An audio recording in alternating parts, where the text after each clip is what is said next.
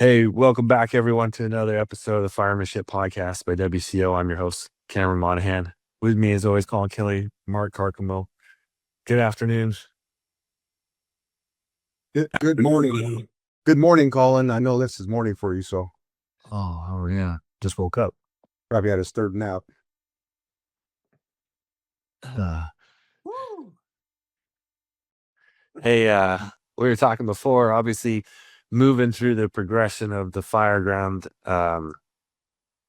on things, right? Where we're talking about aerial ladder placement a little bit on spotting last week. We're talking about moving forward with ground ladders on this podcast. All things ground ladders. What do you guys want to start with that ground laddering?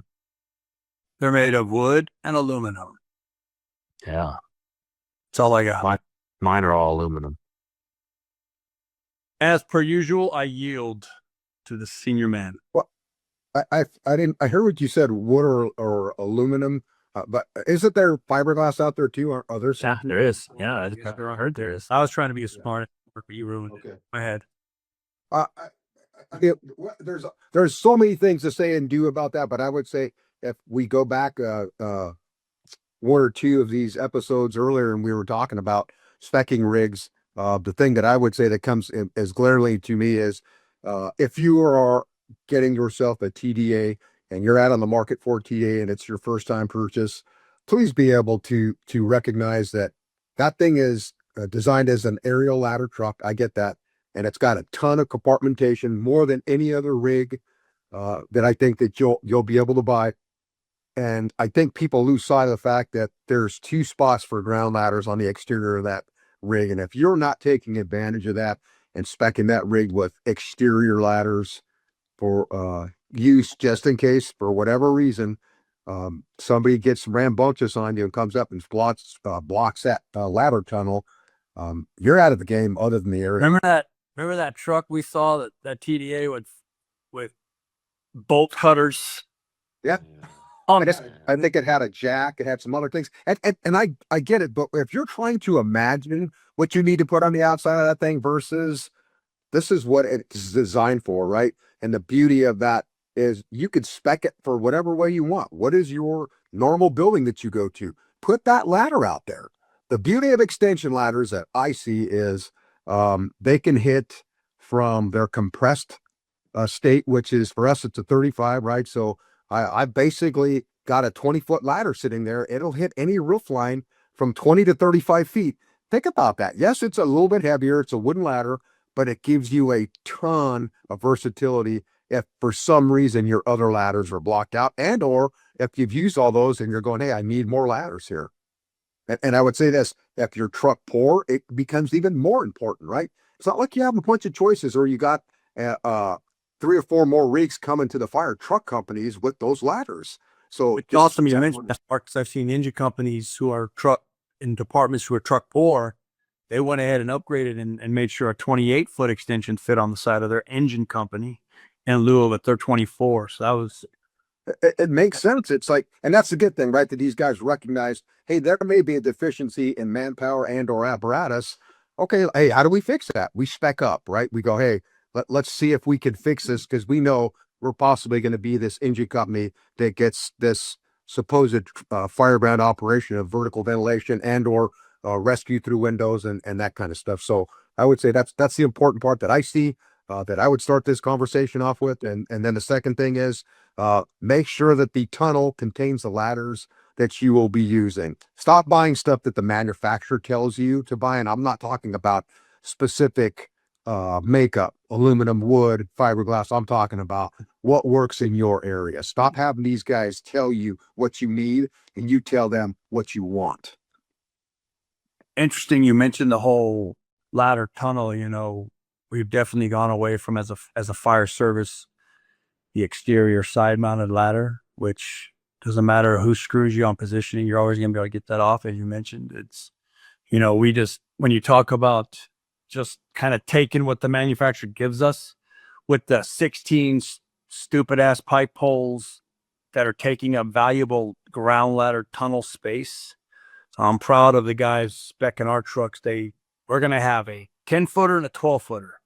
long handle interior hook, and that's it. Get rid of these double 6 foot, double 8 foot, double 10 foot. It's nonsensical, man. It's nonsensical. That's valuable space in your ladder tunnel. I like to just bring up and just give, pay homage to those FDs, those organizations with strong ground ladder culture. LAFD is definitely one of those. Boston is on the radar for just a shit ton of ground ladders to the building. San Francisco, DC, Washington, DC, they get those ladders up and without fail. Even my own agency is doing a really good job of that. They will remain nameless. But the question becomes, are we throwing them for the sake of throwing them, or are we throwing them purposefully? And I think that has to be a real strong topic of this conversation, is purposeful ground laddering. A lot of folks, well, I should say, pictures we see, firegrounds we see, ground ladders being thrown, but what was the thought behind it? Behind the choice? You had an aerial ladder to the roof of a 2 or 3 story, but then you got a ground ladder right next to it. Wait a minute. So are you paying attention to building type, interior layout, fire location? Why are you throwing that ladder? We throw that ladder for the obvious things, right? Access, egress, access to that area, and egress out of or escape out of that area. Hose lays, roof access, all of these more kind of no-brainer topics. But are you approaching the building and paying attention to those things when you're throwing said ladder? I think that's where the fire service might be missing a little bit. I would add to that too, is Colin's got that talking about purposeful laddering, and purposeful laddering is something that's taught to us and kind of drilled into our heads in our academy. And then you get to work to the various spots in the city and see places that are always throwing that aerial ladder. And then you get the places that are, more flatlandish. And it's not a knock, but when we're talking about laddering, we're talking about primary and secondary thrown from that company. And anybody can throw a ladder on a clear spot away from a window that's venting fire right next to it, because they're going to go up and cut a hole, get off. However, I think the people that have thought about this and understand fire behavior and what can be done and what you can achieve, even with the 2-man ventilation team, I think will understand this throwing from uninvolved to involved whenever possible. It gives you defendable space, just like on interior attack. Doesn't always happen that way. Sometimes the bear gets you, and I understand that. However, you should be striving for those things. Corners of buildings, we talk about that over and over again, right? We know that's a good, strong spot to throw a ladder. And if you look at places that are burned out, I would say 90% of them, with very rare exception, the corners are still intact at these places, unless the fire started in that specific area. So we know they're good spots, and those old timers beating that into our heads, it was there for a reason, right? Corners are strong spots. And I think what also happens with ground laddering is guys figure, hey, one and done. And I get it if you're manpower poor, but are you training the next few companies to come in and at least address maybe that second ladder not being thrown up there? It seems like everybody got ambulances running with them now. What are you teaching those ambulance crews to do? What is their job at a fire? Fill in where you see fit? That's a bad business plan. It really is. I think these guys have to have specifics. The station I was at had a paramedic ambulance, and it had a BLS ambulance, right? And they had specific duties when responding with the task force. And two of those guys were attached to water supply, and the other two were attached to taking care of outside truck work. And it's, duplicating ladders, doing other things before they ever got involved in actually coming up to a roof. They had responsibilities that they had to check off before they showed up to the roof. And that, you're talking long-term fire when they get an ambulance up on the roof, or manpower was slightly short that day. But I would say keep those things in mind. And like we've talked about with SOPs earlier in the podcast, and that is, understand that when you have an SOP, it's there for a reason. Don't deviate from it because you see something that like a hole in this wooden ship, and you're going, well, I got a job, but I see a little hole, so I'm going to go put my fader in it.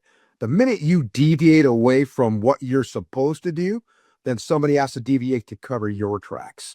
So keep those things in mind, especially with ground laddering. It's like be very forceful. That's something I wrote down when Colin said it. I go, amen, right? Purposeful laddering. But have a reason for it. You should be able to justify everything you do on the fire ground, not with this, well, fuck, that's what I thought I needed to do. You should be able to justify it. Laddering, where you pull your hose lines, exposure lines, all that stuff. Ventilation, where'd you start all these things should be you going up there and going, this is why I did this, having a reason for it. Well, I know we're pretty manpower short compared to what you worked with.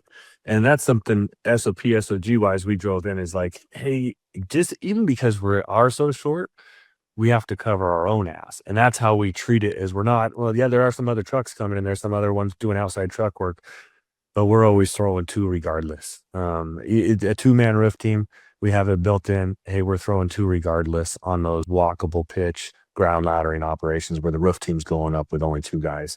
They're still throwing 2. I think it's just the benefits outweigh just throwing 1 and hoping whoever's coming in behind you picks up that second for you. So we're just going to throw 2 regardless. And it's worked out for us being manpower short. And if it isn't you, then who's throwing that last secondary? Some engine company who doesn't know your operation? Yeah, you're really dependent on another truck coming in that's pulling up the outside truck work. So, who may not be on your SOG? Who may not be from my department, right? So they may not be on that. There you go. Yeah. So it might not even be an automatic A. It could be, right? And so they do a great job, but you're always, we're just going to cover our own and then take care of that. I think it's the best practice for us. Yeah, and Colin made a perfect point, right? It's like, hey, even within your own agency, right? And I say that, I hate to say it because I saw it within mine, and that is you have this thought of what you would like to happen, and you would hope that they're on the same page as you, right? However, we all know that that's just not true. It's just not something that happens all the time. Consistently, I say, yeah, for the most part, it does happen. But you're going to get those times where you get people and you just go, hey, you're in a different area for us. Hey, we moved up somewhere. They have a different idea. They see something different, or it's a total lack of training. And they've pulled the brakes and decided, I don't really give a shit. Right. And we know that's a factor. It's a huge factor of the fire service. Yeah. Because you get guys who will come up to me and go, once the building's on fire and I pull the fucking brakes, and I had really good guys around me. It was like, it was clockwork. When the brakes got pulled, these guys got off and went to work because they knew what they were doing. However, working places, sometimes I'd get an overtime day, or for lack of something better, hey, have a truck full of guys that are out of the house, sod guys and this and that. And then you pull the brakes and now they want to know, what do you want to do? Well, it's like, there's no real gray area here. We're a ventilation team. What we have to do is this and this. And then I've had the other part happen too, where I thought guys were trained okay. And then you get there and they decide to deviate from their SOP for whatever reason, bad day, not enough sleep, whatever that is. So I would say sometimes it's actually appropriate to voice if you see things starting to not go the right way. Everybody's got to reset, You can call out that audible that Colin talks about. And that means, hey, switch up. What you're doing is not working, dude. This is what we do. Right. But I don't want to sit there and have a discussion like a Reader's Digest thing where we're sitting here going, okay, well, here's the finer points of laddering, ventilation, whatever that is, firefighting. That's not the time. It's just not. I think one thing that can pop up, right, that I worry about, not so much my second truck coming in and not picking up, because we train with them all the time. They do a great job. We work with them all the time. Is that that fire gets to a say as well. So, hey, sometimes we're expecting that, and now all of a sudden there's a victim, or there's victims, or something else is going on. There could be a mayday or something. Now, what we're expecting to happen is not going to happen. So I think it's just better and all around just to cover your own, and then not have to depend on something else not happening. I agree, right? Everybody has a different trigger point. And if they see, like I said, that's the thing where you can't deviate. The minute you deviate from an SOP, and that's when chaos is ensuing and somebody's screaming at you, right? And I've had that happen, pull up on scene, ground ladder. I'm throwing a ground ladder for support of what's going on this roof here. And somebody's yelling at me out of the window, nowhere near the fire, screaming their head off, no smoke behind them. And it's like, some people will moth to a flame on that. I get it, right? And I get the urgency these people have because we're used to going to buildings on fire. Not that we're great at it. However, we do have a plan operationally to take care of that. And I know what that is from my experience operationally. To not deviate from that playbook is because we have an end set goal in mind, right? And that is to complete the task at hand. And if you start to go off, especially as first view, and that second ladder doesn't get thrown, or you decide, hey, I'm not going to go to the roof because I see something else here. I know stuff's dynamic, but as much as you can, I believe, and especially with the laddering part, the 2 ladders, you should stick to a plan and complete that task.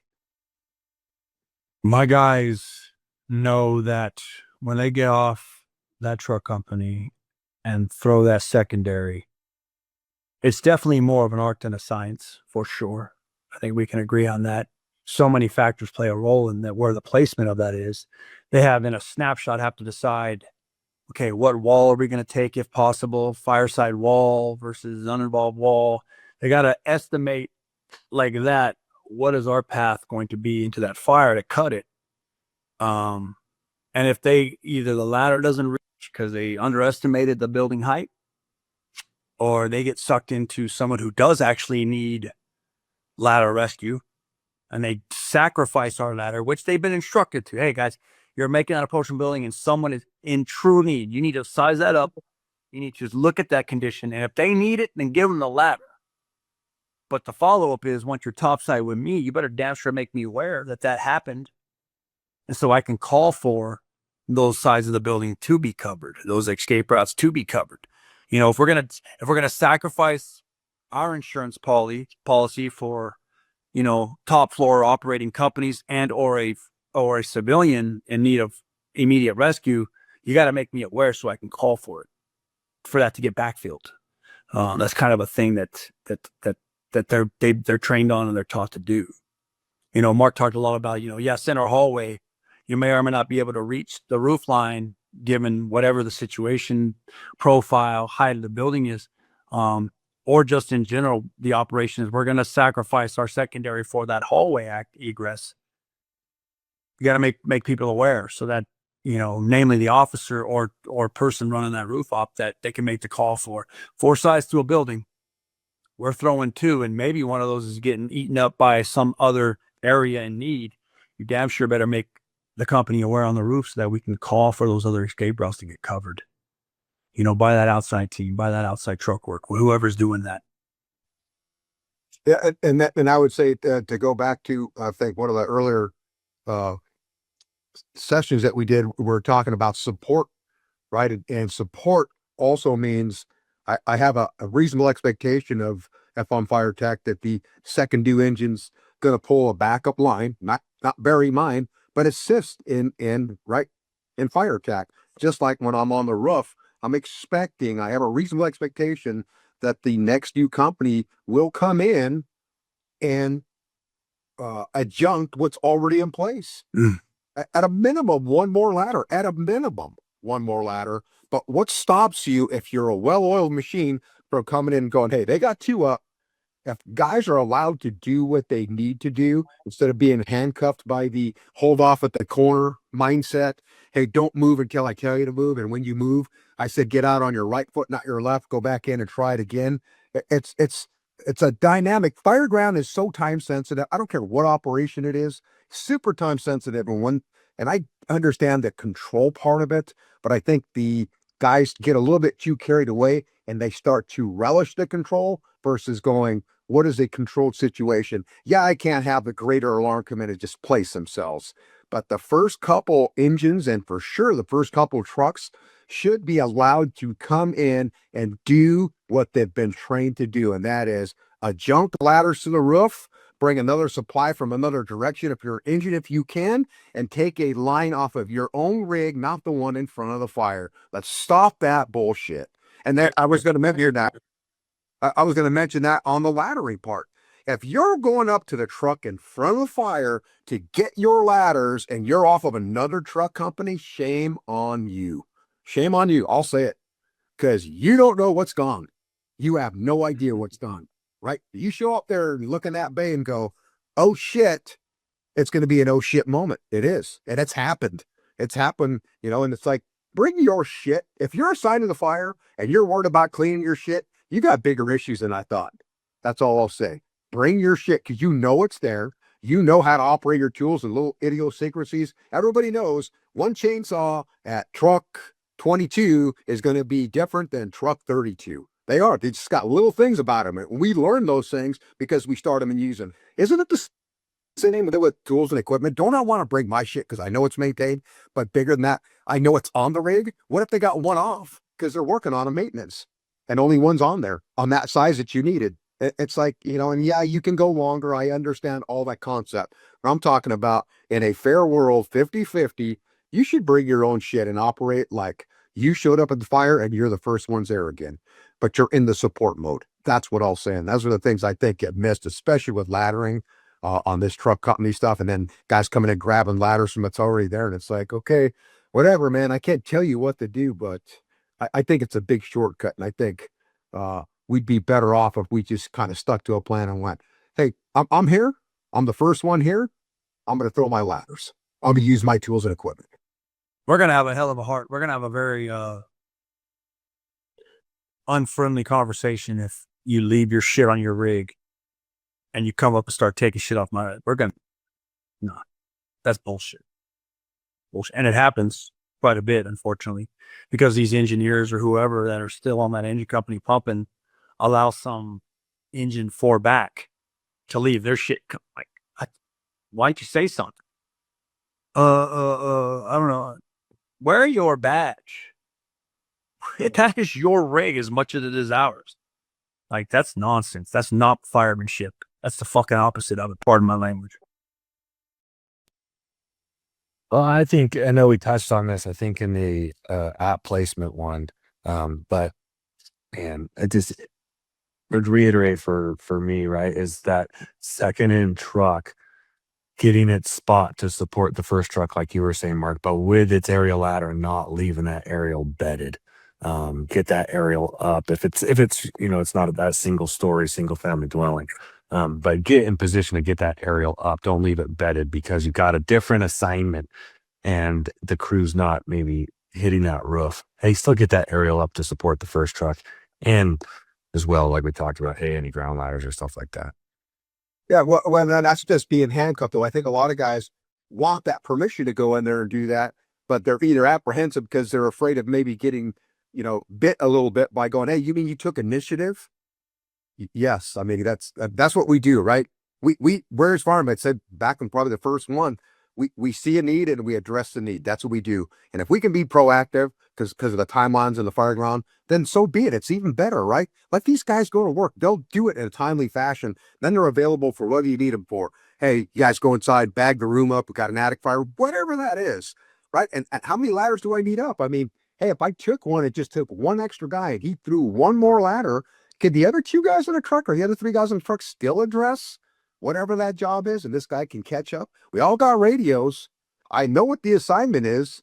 I just chose to do something to help what's already in place and ensure that it's going to be a smoother operation and a safer operation because of that. And to step back 1 second, you made a very good point, Cameron, when you talked about most of these buildings, we go uninvolved to involved. And that one oddball is that steep pitched roof, right? Where you don't get to walk from that uninvolved area to the involved. The ladder is going to go basically at the fire and the roof ladder is going to go on top. That does not preclude, though, that next in truck from doing that same thing again. You may get somebody that had to go up and over. You, like Colin said, it's you going, hey, that may not be in the most perfect spot, but I'm going to put this thing there in the hope that, God forbid, if these guys needed it, that it was there. And if everybody had that mentality, you get 2 or 3 trucks that come in, you get 2 or 3 more extra ladders, even on that Victorian building, if it's possible. That's not so well involved that the other ladders can't be thrown. But it's like Colin said, it's like a science. It's like, hey, how do we do this? Well, I'm going to take an educated guess and go, here's another good spot. And we talk about those on those roofs specifically. Valleys are amazing places, right? Super strong, allows you to shimmy up. Why not take advantage of those things? If they're not fireable or out on, put another ground ladder in the valley. It's a great spot. So if you're looking, hey, where would I do that? What looks good?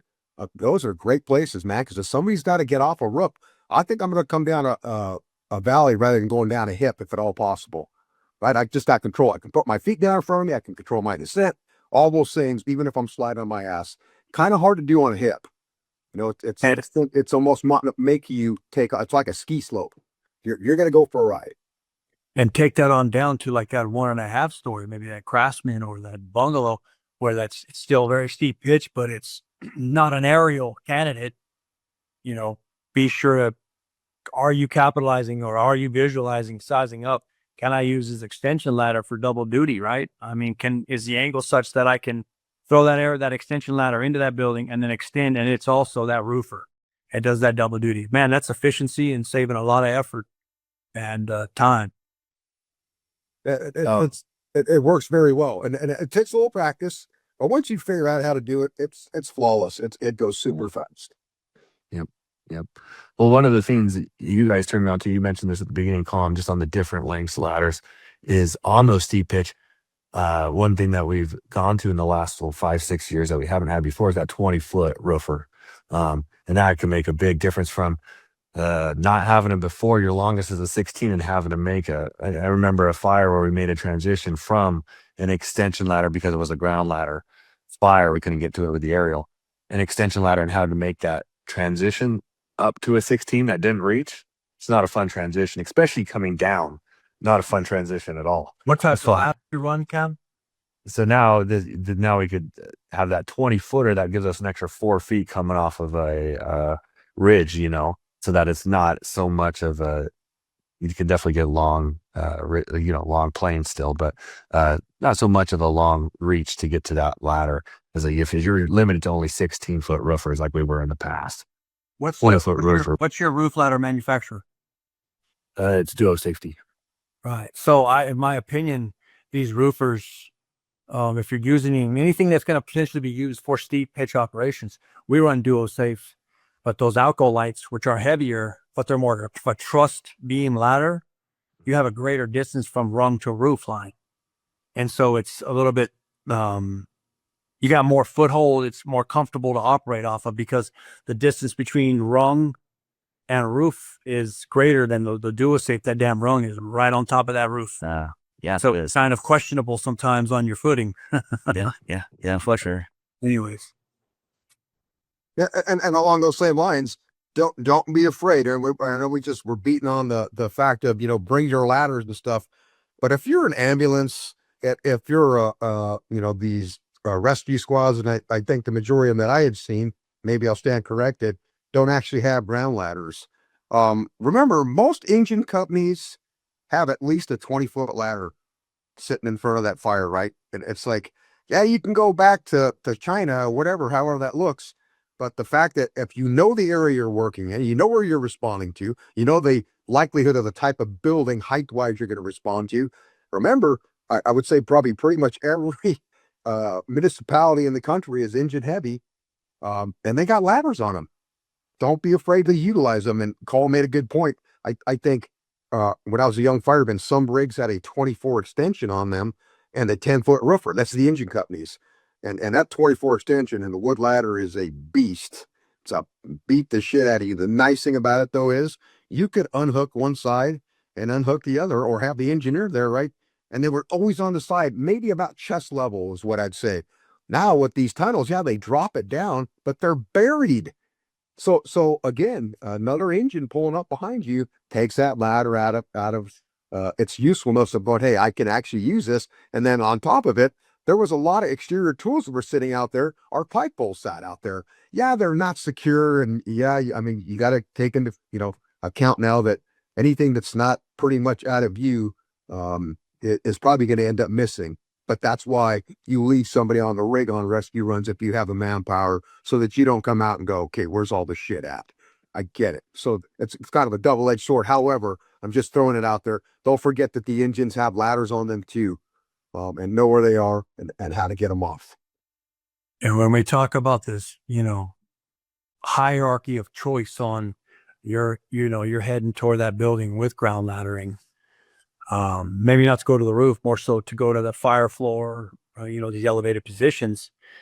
Man, that 20-foot extension you guys run that's a great ladder. That's a great ladder because you're never not going to come up with the right angle and height for most of these, say, second floor windows, right? Based off when we think about throwing ladders, for me to a window, it's probably going to be a straight ladder. Our extension ladders are going to be used for those higher 3-story, third floor windows and or roof lines. 99% of the time, these guys are throwing 14s or 16s because that's our straight ladder choice. But proximity, say you're down that Bravo or Delta side trying to get that window or balcony, and proximity to the next property line wall is going to affect which ladder is going to work better. Whereas that 20-foot extension, it's going to come up the right height, right angle, right length every time. You make that adjustment. That's a strong ladder that I think not enough fire departments spec for their apparatus. That is a great. That seems to be a great ladder. And I'll tell you, in a densely populated area with a lot of multifamily dwellings, 2, 3, 4-story apartment houses, they build them up to the property lines. So the access down the sides on stroll ladders, right, is, and smallest one we have is 16. Well, you can carry it vertical, but a 16-foot straight ladder is going to hit a lot of shit. The 20 extension is 2 12-foot sections. So it's 12 feet when it's carried vertical.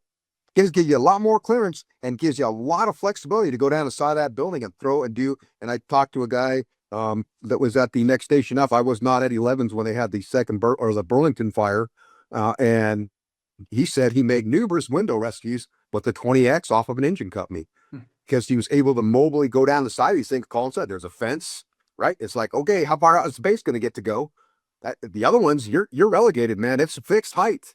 Yeah. Won't get to adjust. Right. And he talked about, he goes, I want to say he probably said 6 or 7 people that he rescued out of windows. Right. And there's just one guy. And it's like, how efficient is that? Set it up, people come out, go down, move it to the next spot. Right. And you can keep it at that height that you're just going down the side of the building now. It's like, it just access, I guess, and using your head and going, hey, what's going to work and not work here? Cam, I'd like to mention too, before we get into more of that, window/balcony fire escape throws, if you're throwing to the roof, fellas, and I'm speaking to those firemen out there that are throwing that secondary or that primary ground ladder to the roof, and that ladder is not meeting the 3 to 5 rung mark above the roof line, then it ain't long enough. You grab the wrong ladder. So if you're ever questioning which ground ladder length to go for because you're just not sure, you're looking, that seems taller than normal, then you better err on the side of the larger ladder just to make damn sure. And that sometimes means we got to sack up and go for the 35 instead of the 24, 28. That's just the way that the cookie crumbles sometimes, especially in modern construction. In my town, they keep building these things with these, eccentric facades and taller parapets, decorative, whatever, and it eats up ladder quick. And so you're going to need potentially a 35 in lieu of those shorter ladders. And now that becomes a multi-person operation, so 2-person. But if it ain't 3 to 5, it ain't long enough. Because coming off that roof, we need to be able to clearly see that thing and locate it, and be able to get on it with relative ease and safety in mind. So I think that's where the 28 for us made a game changer, just because of the added feet for it. Plus, it's just a little bit wider. It's a little bit beefier. A lot nicer to transition on and off of instead of that 24 when you have the opportunity for it, because it's going to hit just a little bit more than that 24, a little bit nicer. Oh, for sure. 28 seems to be that happy medium ladder that covers most of our issues. That allows waterman. Yeah, allows that one-man throws too. It's the last one man. It's the biggest one-man ladder, and then it becomes, well, except for us, we're throwing first class part. I mean, that's it. That's my crew. We're special. Step your game up, boy. Step your game up. I think one thing too, especially on the short-staffed truck company, right, is the ability to, when you are throwing, especially when you're throwing the secondary, and not so much on single-family dwelling, but when you're throwing on multifamily with a center hall or garden style, is picking up multiple. Right. So instead of just hitting the roof line, picking up multiple objectives with one ladder throw. Well, yeah, I think we need to talk about what is the hierarchy of choice when it comes to, okay, fireman, you've got off the rig and you're tasked with, responsible for whatever that SOG says, and you're grabbing ground ladders in a given building type. Maybe it's an apartment house. Where do you start throwing the ladder? And the easy, drill tower, rookie school, recruit academy answer is near the fire, sir. Well, then we just saw a damn video where the damn aerial was thrown to a well-involved fire floor. Yeah. What the hell are we doing? What the hell are we doing? Who are you looking for, and what are you waiting for with that area? You just gave up the first due aerial ladder to an area where nobody's probably going to emerge from, and you damn sure can't ingress into. So let's put some thought to this. That said, Mark would always teach and taught me historically people, and it makes total sense. Maybe we're splitting hairs, whatever, it's arguable. Semantics may play a role here, but if I think about the 2-story homes I've lived in, or above ground apartments, that common pathway is from my bedroom to that kitchen, my bedroom to that front door, my bedroom to that balcony. Those are areas that I know I could probably do and get to with my eyes closed. Eyes closed is also synonymous with heavy smoke condition, if you make it. And so when you're choosing and you gotta pick, okay, I got a balcony, I got a window. Which one am I going to go to? I would say that if you're manpower poor, ground ladder poor, and you got to make a choice, you should start with those balconies over those windows. Make sure the windows you throw to are functional windows, not a damn shower window or a window over an atrium on the alpha side of a building that's just going to fall two floors to the. You did nothing for the safety of individuals on that upper floor. And then go from there. Obviously, nearest the fire is the fucking no-brainer. Like, come on. And now working away, make it purposeful, make it count. Because, you take a 3-story, 4-story center hall building that's, 70 by 50 by 200. I don't care what department you work for. You're not going to be able to cover all the people that may be in need of rescue. So make damn sure you're getting the most bang for your buck with those ground ladders in the areas where they potentially are going to be needed.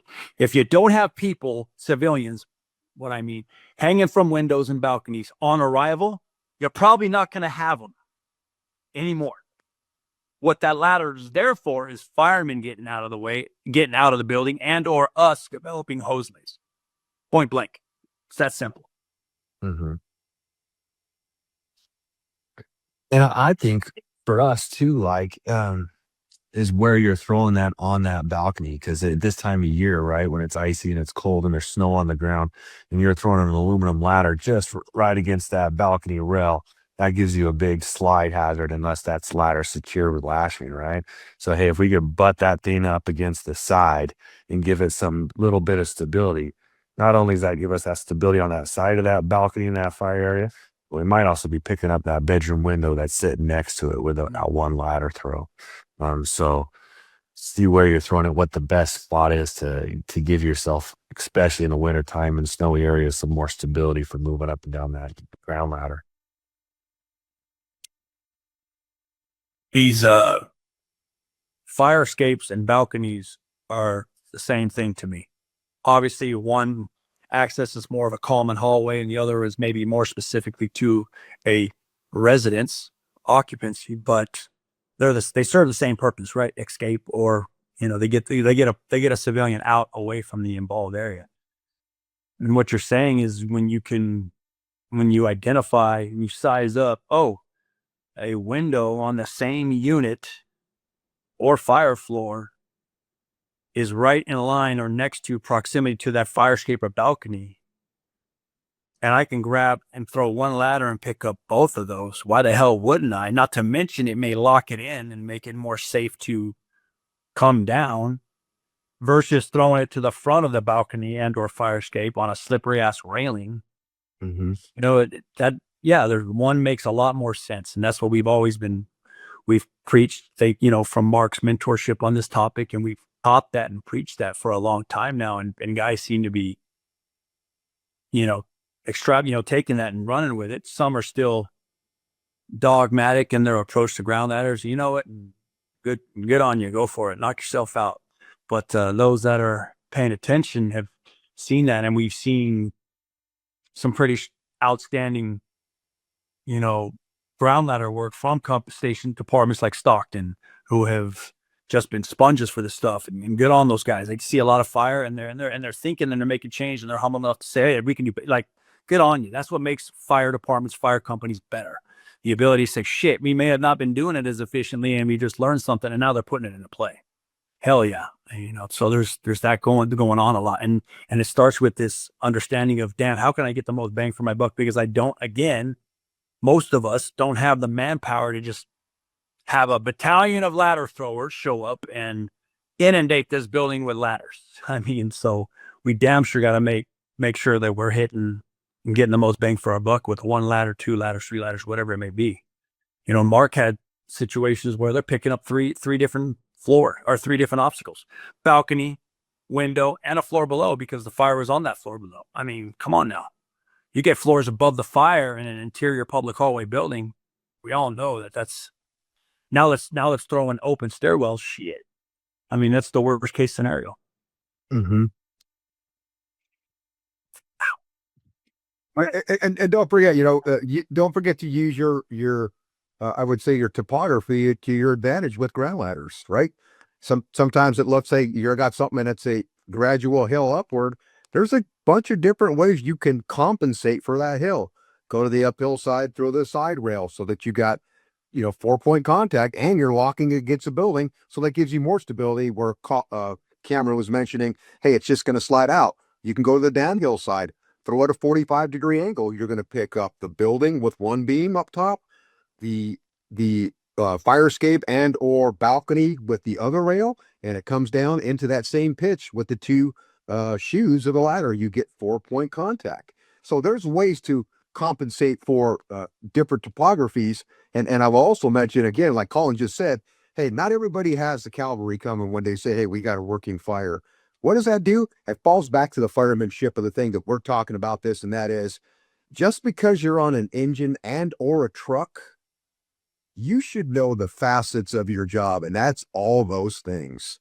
Not just, hey, I'm a truck guy, we throw ladders. I'm an engine guy, we pull hose.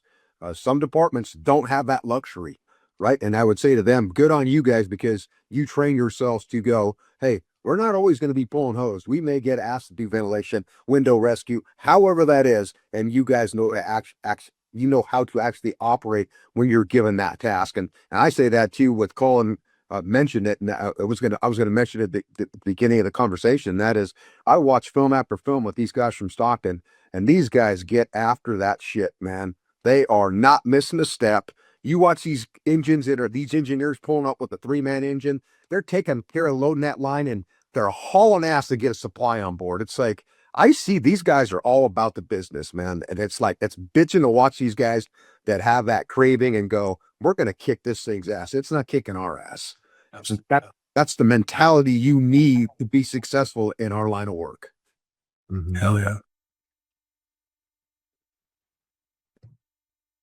I think the thing, right? You kind of mentioned the priority list. If you're throwing ladders, you're doing some outside truck work, you're throwing some other ladders. Is that catching up that, hey, this is a center hall apartment fire, and there has been a vertical stretch done with a rope bag or something like that. Hey, that's now an egress point for that engine company. Picking those up and watching those, hey, that's a priority for me now. I see that they've done a vertical stretch in this area, and if something goes wrong in that area, they're going to want to come back out. I need to pick that area up with this ground ladder, and recognizing that with your guys that are throwing them and teaching them to recognize that and pick that up if they see that. Yeah. Laddering hose lines, like you said, it should be high on your priority list, without a doubt. Especially for us, it was the modern apartment house, right? The balconies and in the succession of the fire units and stuff like that, as well as fire escapes, get addressed all the time. When you get this modern and you don't know it, go to the corners, because I would bet $1 to a donut hole, kind of like a balcony sits there and people go, hey, if I can get outside of my unit that's on fire, at least I'm outside of the unit, right? And I'm not hanging out of a window. I think that kind of plays in the firemen's heads too, right? Is, hey, get to the end of a hallway, and if you can breach a door, get into that unit, right? and hey, we can maybe initiate our hose lay from here, and or hey, we're having to bail. I remember where the front of the building is. Let me get out here to the front of the building at the very least, right? So that's things we taught our guys is, hey, if you didn't have anything showing and you're on a 3 or 4, 5, 6-story center hall apartment house, we always ask the information. Hey, what's the reporting unit? That may give you a clue to, hey, what floor can I achieve? Hey, it's unit 315. Okay, if I didn't have anything showing, I'm going to go to the corner on the 3rd floor. I'm going to pick a corner to put that ground ladder. There may be nothing happening right now, but I'm going to go to the 3rd floor and go, I'm going to eliminate that. Hey, if they're working on a 3rd, there's a ladder on the 3rd for these guys if they can get to it. And then that next in company, duplicate that on another corner. So now we've got the A side of this thing at a minimum covered for these guys that may need to get out of the building, right? You mentioned laddering the hose line. That's a gimme because if they get and have to bail, they're going to follow their hose line out. That's what we're taught. Get to the back of the hose line, and guess what? There's already something sitting there for you. And good engineers, the guys that I thought that that was respected, and guys that I saw, because none of the stuff that I'm saying is anything that I thought of. It was all taught to me. When I got to the place that I got to, and it was like I was a rookie, a 10-year rookie, and it was listening to these guys talk about why. And you sit there and just like a sponge and try to go, okay, I don't want to look like an idiot here. How do I do that? You listen to these guys, they're going to teach you. And it was all stuff that these guys taught me about, but picking up two fire escapes with one ladder, or 2 fire escapes and a window from the same unit. All these things are guys taking and going, these are things that have happened in the past. And this is what we've done to address those specific issues, right? Just like us going and saying, hey, we do vertical ventilation because you could have 30 window rescues. Who has the ability with very few departments of picking up 30 window rescues at a fire? No, but It's like, it's a fucking pipe dream, right? It's a pipe dream. But we knew, and what I should say this, at least we learned, guess what you do when you do vertical ventilation? You take away a lot of that stuff, and it gives you the ability to make more rescues, and people can shelter in place. Just all those things. I know it's kind of off the ground ladder topic, but it leads into that, and that is be good at what you do. Don't, like Colin said, don't be afraid of trying to learn something new, right? And for sure, like I would say what Cameron's mentioning is, hey, get out of your district and see will this ladder pick up more than one spot with just one throw? Could we adjust something and make it so it was picking up more than one level or one window? That's going to lead me to the next thing I'm talking about. And that is for you guys, the younger guys, and you're trying to size up stuff when you're pulling up and going, okay, what size ladder should I be using here? Don't forget your door heights. That was something a guy taught me as a young fireman. Look at those door heights. For the most part, they're about 7 feet tall. You're on grade level 7. Oh, look at that roof line. Hey, it's 21 feet. I just did 3 doors on that. What's going to cover that? Well, 24 will probably get it. But wouldn't a 35 be better? Because now I got the play of the extra ladder. If it's just short, like Colin said, it's only going to be 2 over. Well, shit, that's not sufficient. It's really not. In a pinch, would it work? I think so. And we're all about that, right? To say, if I can get something to somebody and it's going to actually help them get off of there, I'm going to take the longest one I can and hope that it reaches. And if it's at just 1 over or 2 over, it's still, if it's to rescue the guy, I'm going to use it. However, if you're going, hey, what would I do here? Look at that rule of 7s. That's something that a guy taught me as a young fireman. It's like, hey, if you got 3 of those and then you got to pull that thing out to have a good climbing angle, that 24-foot ladder probably isn't going to cover 3 doors. 7-foot doors going up the side of the wall. So keep those in mind. That's something that I think is good for a guy trying to size something up and go, hey, always default to the next one longer. That's what I will say. Keep that in mind. I'd like to give a shout out. I was proud to see last night, as a matter of fact, responding to a report of apartment fire. We got out there and I'm doing my thing as the officer, and I can hear in the headset my fireman calling out, hey, this probably looks like we're gonna have to go 35, guys. So now both these firemen are taking boom, and they're getting off, and this is no direction by me. And they got off and they threw a 35 because they knew that the 24 is the only other option, 24, 35 on my company. We could talk about ground ladder specking of a truck company on another time. In fact, we may already have covered that. So I'll leave it alone. But I was proud to see these guys, firemen, doing their own size up and handling that and making that happen while we spotted into that aerial. That was a good thing to go. Is it harder? Is it more work? Is it more time? Yep. But they chose the harder work because they knew that we're going to make sure that we cover this versus running the risk. Yeah, I could do a one man ladder and get it to the roof. And it may or may not work. These guys, they did what they're supposed to do in the train. I was very proud of it. Sorry, digress. That was a shot out, and I was happy to see that happen. Well, I would say on that same, talking along those same lines, remember mass will rule a lot of times. And I say that the beauty of us for the 35-foot ladder is when it's up against a building, it's got good solid weight on it, right? It's pushing itself because of its weight against that building. It's a stable platform. It's more stable. End of fucking story, right? It isn't the best thing that you want for your guys that are actually going to get up this ladder and get on the roof. But I will say this, it's when you're getting off is when we always talk about people. And that's how we would teach guys when they'd go and throw a ladder or a fire escape or a balcony and they'd want to throw it to the front. And then I'd say, okay, hey, good ladder. Yeah. Okay. Put a hose tack on your back and bring a pike pole or take a saw up. Now, how do you feel climbing that?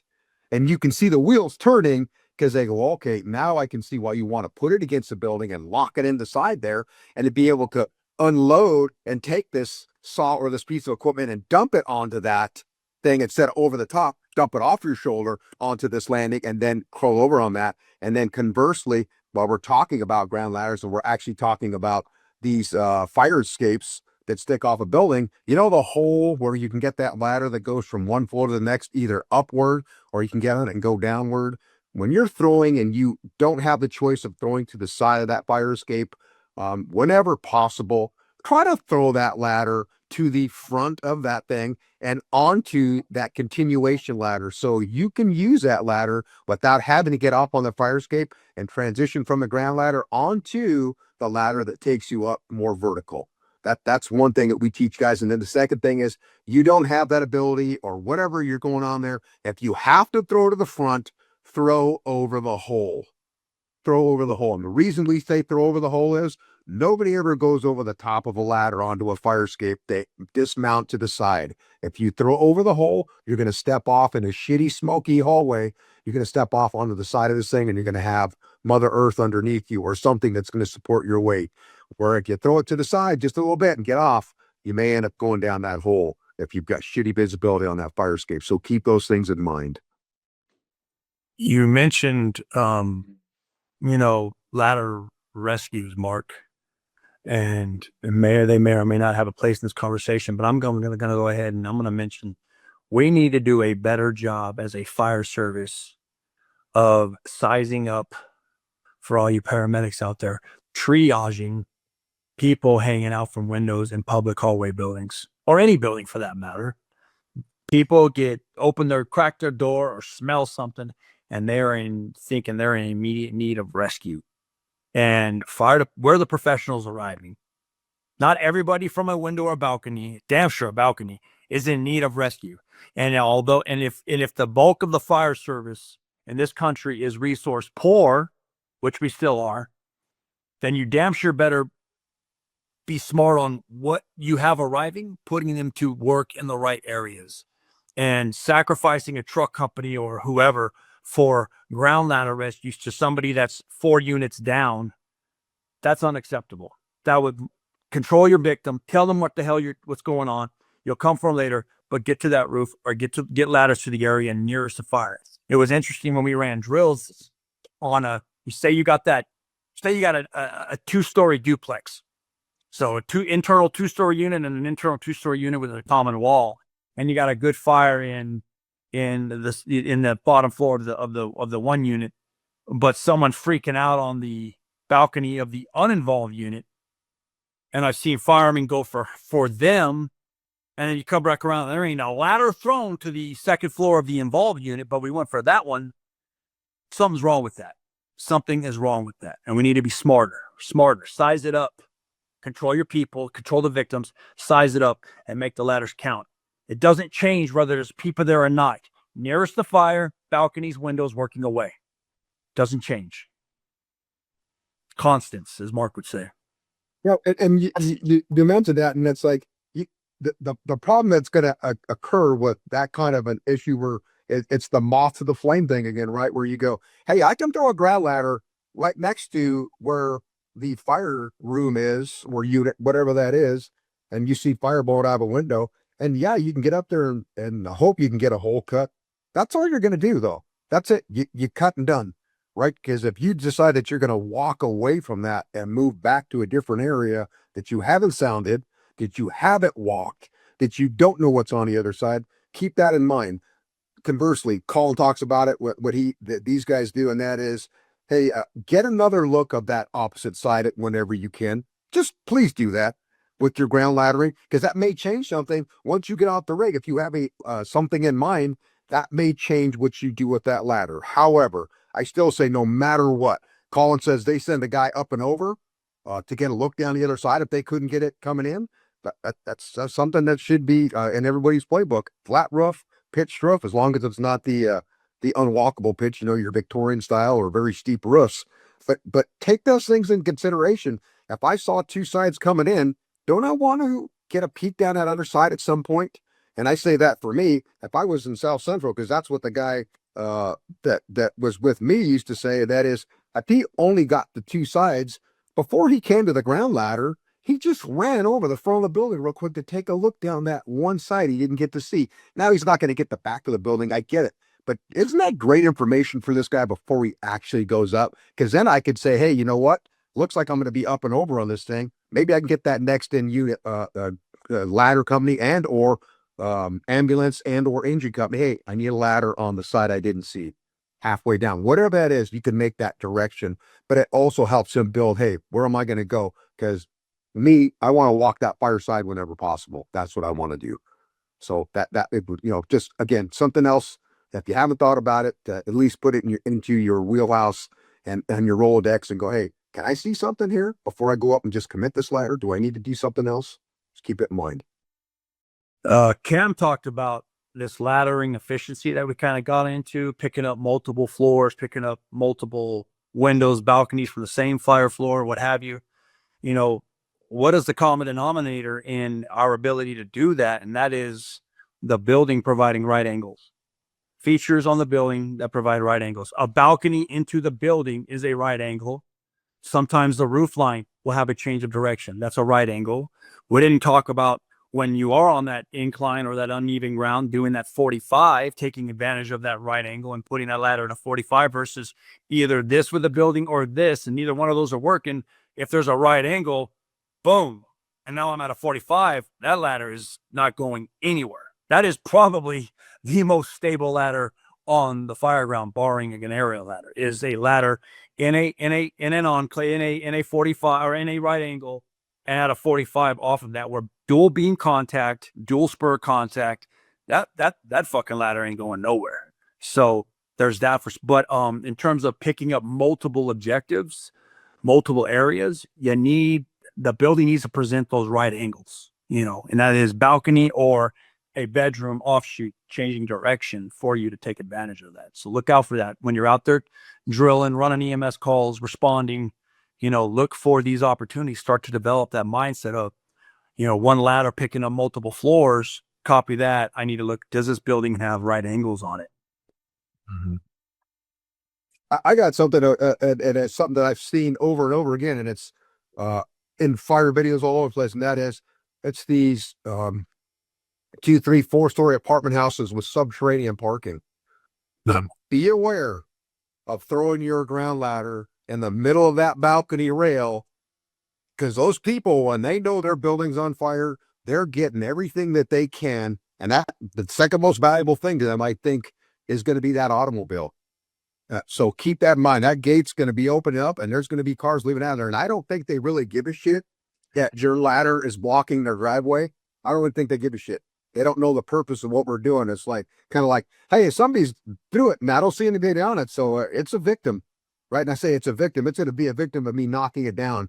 If you got to throw over an actual access way, I say that driveway for vehicles, try to keep them to the sides if you can. And then that is that right angle again, right? Lock it against the building, one rail against the fire escape, the 2 beams against the building. That puts it in a better spot and off to the side, which is probably less likely than it just sitting in the middle of the roadway and somebody going, hey, fuck it, my car or that ladder? Okay, fuck, the ladder's going, I'm taking my car out. So yeah, be aware of cognizant of those types of buildings.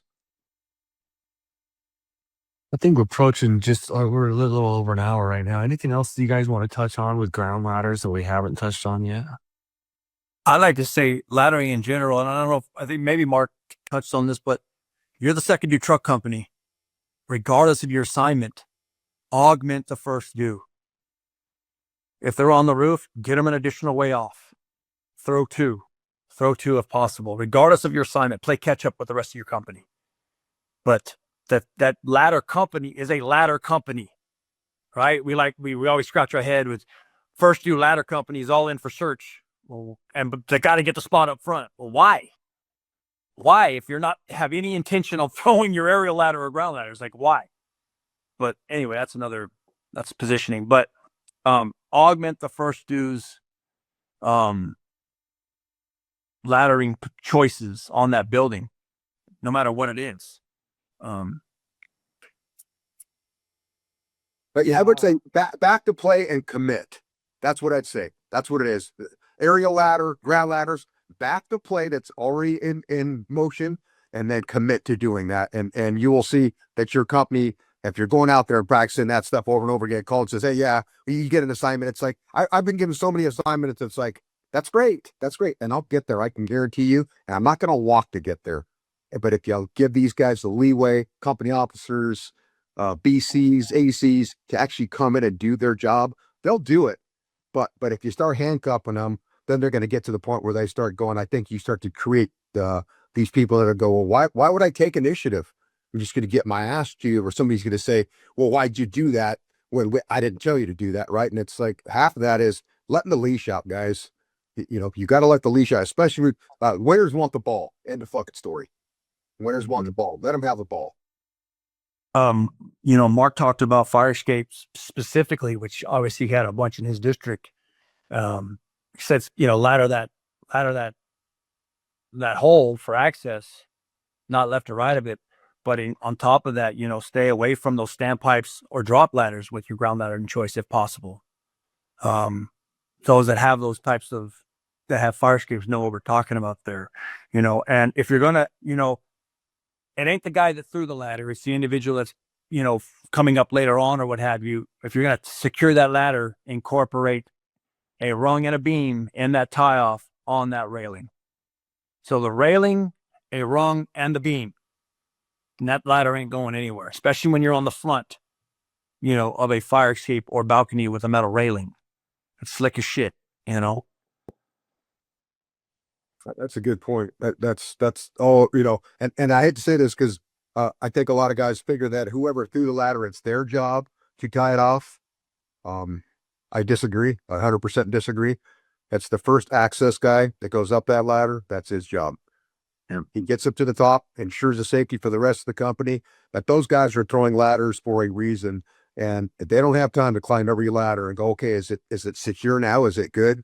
I just disagree, and we go back to the same thing. We're a manpower poor in the fire service. Keep that in mind, guys. Some things require you to actually act and do versus trying to put the blame somewhere else. I wouldn't lay a line in to tell somebody else to load it for me. I just fucking wouldn't do it. That's just me. You guys start, Cam? No, go ahead. We didn't talk about interior ladders, inside ladders. That's a ground ladder, right? But it's inside. And probably the most underutilized ladder on the fire truck. But if you got any kind of potential attic spread, cockloft, whatever the hell word you want to plenum, truss space, truss loft, I don't give a shit. To avoid above the ceiling, if there's any suspicion, which that happens early on, get the damn collapsible ladder inside. Get the inside ladder to the interior, ASAP. This is a great job for that proactive engineer on that first initial engine company, if that rig has it, right? Lines are charged, supplies laid, boom, run that inside ladder up to the front door. Or that inside member off the truck company, or that inside or forcible entry member off of that engine company, depending on how you run your company. But we fight that attic fire, that truss loft fire, horizontally with the hose line. We're not going to stand down and do this shit from the ground floor and aim at a 45 and not hit the bulk of it. Maybe that's your initial knock on the fire, but we got to get an inside ladder up in there to get that area checked and get a nozzle horizontal in that space inside ladder. Mark, you want to talk about where that should happen at in a structure? If we're smart and then that inside for us, that inside guy, that's his job. That's his ladder. And it should be at every fire, just about, other than this commercial fire. And from being then at the commercial fire, that's a different animal because you may need an extension or a straight ladder to reach the heights of these 1-story commercials. However, that being said, you got this normal fire, and the first thing you do is you look for a scuttle hole, right? What a natural place. Instead of destroying these people's building, a scuttle hole. You're gonna find them in bedrooms, closets. Sometimes I got one in my hallway that leads up into my attic space. So that was the first thing we had these guys look for. The second thing is, God forbid, you don't have that. Kitchens and bathrooms, guys.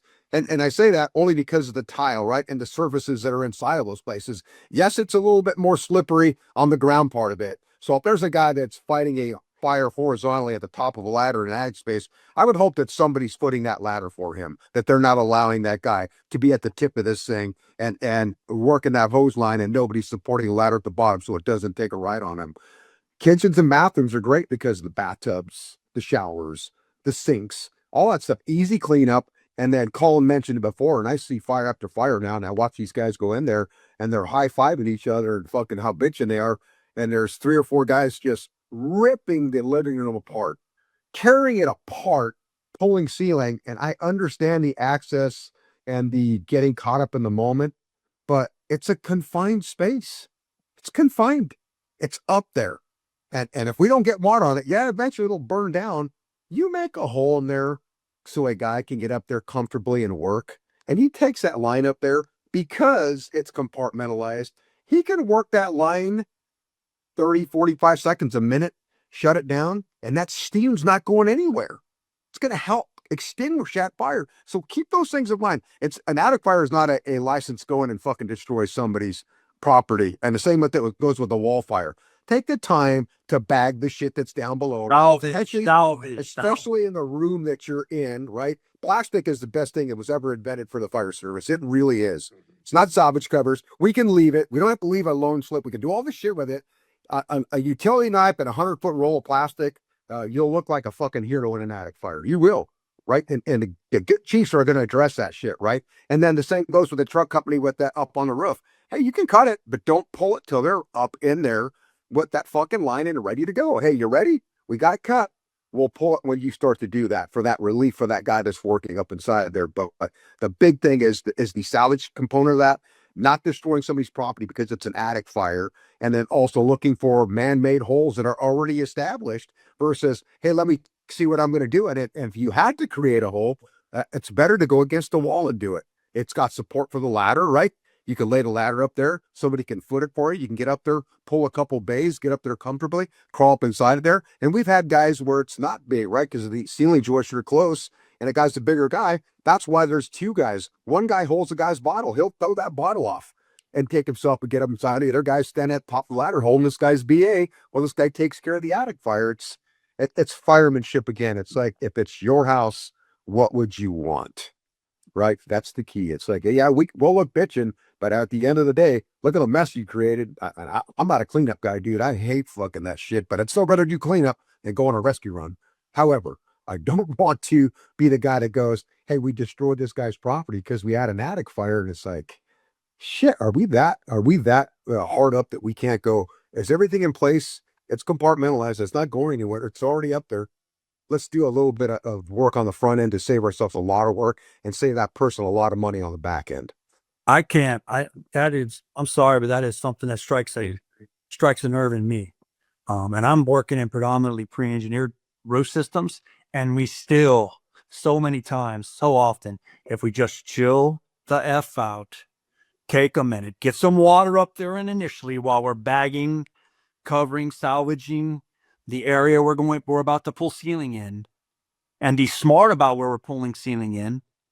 Company officers, senior men, knock the shit off when you see an additional company come in and go ape shit and they want to go beeline for the bedroom when you're starting to pull ceiling because you were smart in a kitchen area. Stop their ass. Hey, get over here. No, we're doing it here.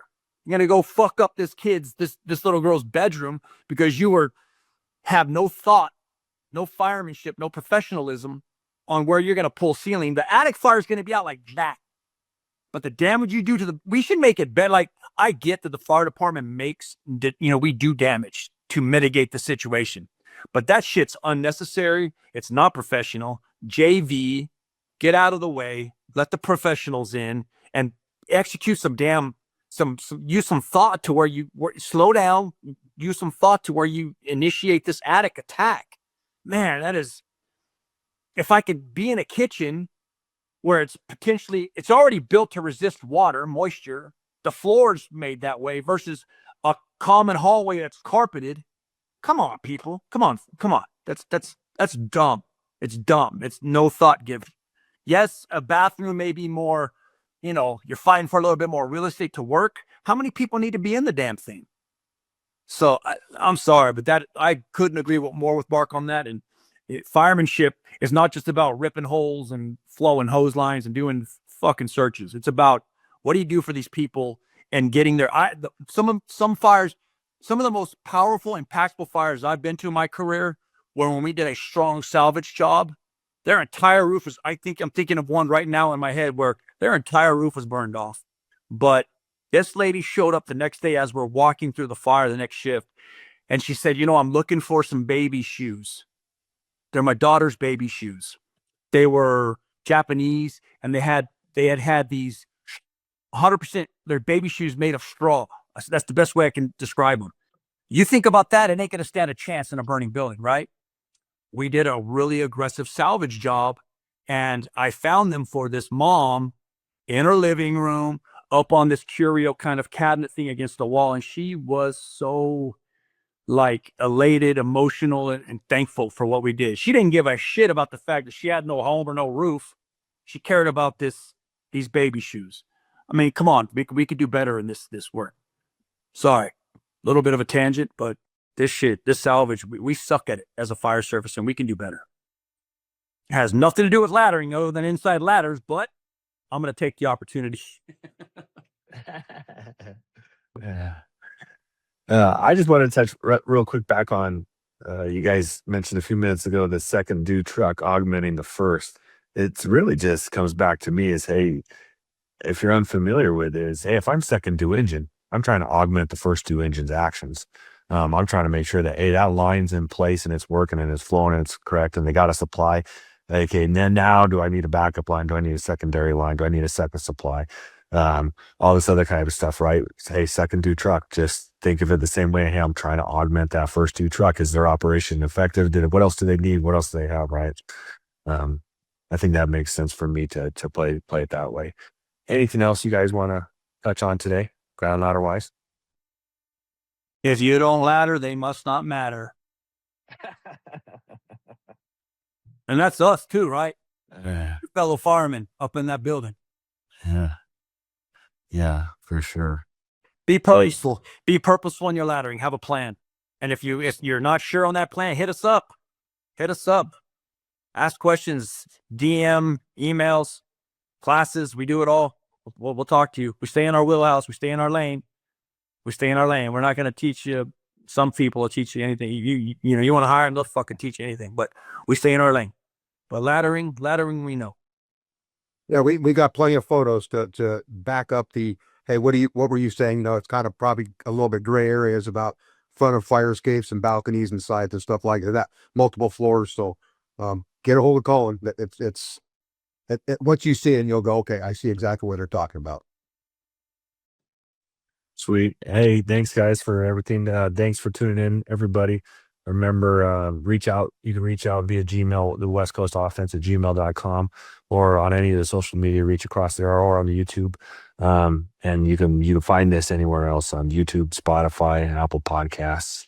And we'll catch you next time. Thanks for tuning in, everybody. See ya. Bye.